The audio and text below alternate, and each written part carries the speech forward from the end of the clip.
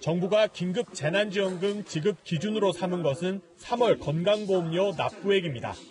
가족 구성원 수에 따라 기준이 다른데 맞벌이 부부라면 두 사람의 건보료를 합산합니다. 특히 코로나19로 인해 소득이 감소된 분을 건강보험료 체계 내에서 반영할 수 있어 최신 자료를 활용한다는 점에서 장점이 있습니다. 하지만 같은 건보료라도 가입 형태에 따라 산정 방식이 조금씩 다릅니다. 이 때문에 정부는 크게 직장 혹은 지역가입자 또는 직장과 지역가입자가 섞여 있는 경우 세 가지로 나눠 각기 다른 지급 기준을 정했습니다. 돈은 개인이 아니라 가구 단위로 주는데 같이 사는 가족 중 세대별 주민등록표에 등재된 사람은 모두 한 가구로 보기로 했습니다. 다만 피부양자 중 배우자나 자녀는 주소지가 달라도 한 가구로 인정합니다. 예를 들어 대학생 자녀가 학업을 이유로 가족과 떨어져 살아도 재난지원금은 가족에게 한 번만 주는 겁니다. 배우자와 자녀는 주소지를 달리 하더라도 생계를 같이 하는 경제 공동체라는 점에서 동일 가구로 보게 됩니다. 건보료 기준을 충족하더라도 고액 자산가는 지급 대상에서 제외합니다. 다만 이에 대한 기준은 다시 발표하기로 했습니다. 또 최근 소득 감소로 어려움을 겪는 자영업자와 소상공인에 대해서는 지방자치단체가 탄력적으로 지급 대상을 정할 수 있게 할 방침입니다. 채널A 뉴스 김남준입니다. 보신 것처럼 지원 대상에서 제외되는 고액 자산가의 기준이 이제 관심입니다. 문제는 이 기준을 다 따지다 보면 다음 달 지급이 어려워진다는 겁니다. 조현성 기자입니다. 현재 거론되는 긴급재난지원금 제외 대상은 종부세 납부자를 포함해 6억 원대의 자산가입니다. 건강보험료가 기준이 되는 직장 가입자의 경우 고액의 자산이 있어도 지원금을 받는 문제점을 보완한 겁니다.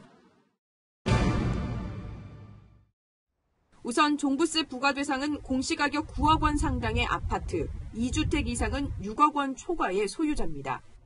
이런 식으로 제외되는 가구는 지난해 기준 종부세 대상자 59만 5천 명으로 예상됩니다. 컷오프 대상자 확대를 위해 추가로 거론되는 대상은 6억 원대의 자산가입니다. 지난해 기준 전체 가구 중 상위 30%의 자산 기준은 4억 원 중반입니다. 서울 아파트 공시가격으로 따졌을 때 5억 원을 넘기는 건데 이를 기준으로 6억 원대의 자산이 검토되고 있는 겁니다. 하지만 담보대출을 비롯해 금융자산까지 고려해야 해 선별 방법도 문제입니다.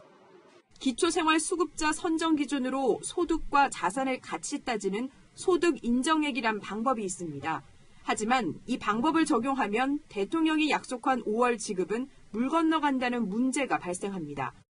평균적으로 대상자를 선정하는데 2달이 걸립니다.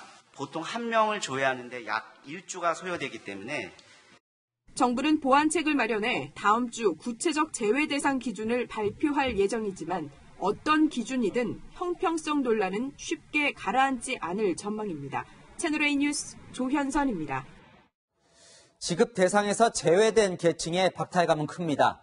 소득 수준이 고스란히 드러나는 이 유리지갑 맞벌이 부부들이 대표적인데요.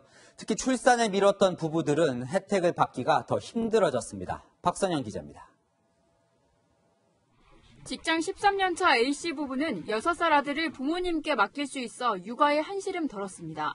돈을 더 모으려고 아내는 출산 직후 다시 일을 시작했습니다. 하지만 A씨 부부는 20만 원 넘는 건강보험료를 납부하고 있어 3인 가구에 주어지는 긴급재난지원금 80만 원을 받지 못합니다. 훨씬 넘죠. 세금들을 다 내고 그리고 받는 건 못 받고 소득 때문에 못 받게 되면 야악이 오르겠죠. 분통 터뜨리고 있습니다, 사실. 출산을 미뤘던 맞벌이 부부는 가구 구성원이 적어 지원금을 받기가 더 어려워졌습니다. 급여로 생계를 이어가야 하는 직장인들의 박탈감은 더 큽니다. 10원 차이로 20원 차이로 저희 같은 샐러리맨들은 누구는 받고 누구는 못 받는다. 이거는 너무 잘못됐다고 생각을 합니다. 신랑이랑 대화를 했지만 우리는 못 받네? 이건 진짜 공평성이 없어. 일부 자영업자들도 분통을 터뜨리기는 마찬가지. 2년 전 소득을 기준으로 건보료가 산정되는 자영업자들은 경기 부진과 코로나19 확산 등으로 피해를 보고 있는 최근 사정이 반영되지 않아 불합리하다는 겁니다. 2017, 18년도에는 경기가 지금보다 좋았어요. 작년이랑 그 경기가 안 좋았기 때문에 지급하는 거를 2019년도 기준으로 해서 정부는 소득이 급감한 가구를 위한 긴급재난지원금 추가 수급 방안을 검토하고 있지만 다양한 사정을 반영할 수 있을지 미지수입니다. 채널A 뉴스 박선영입니다.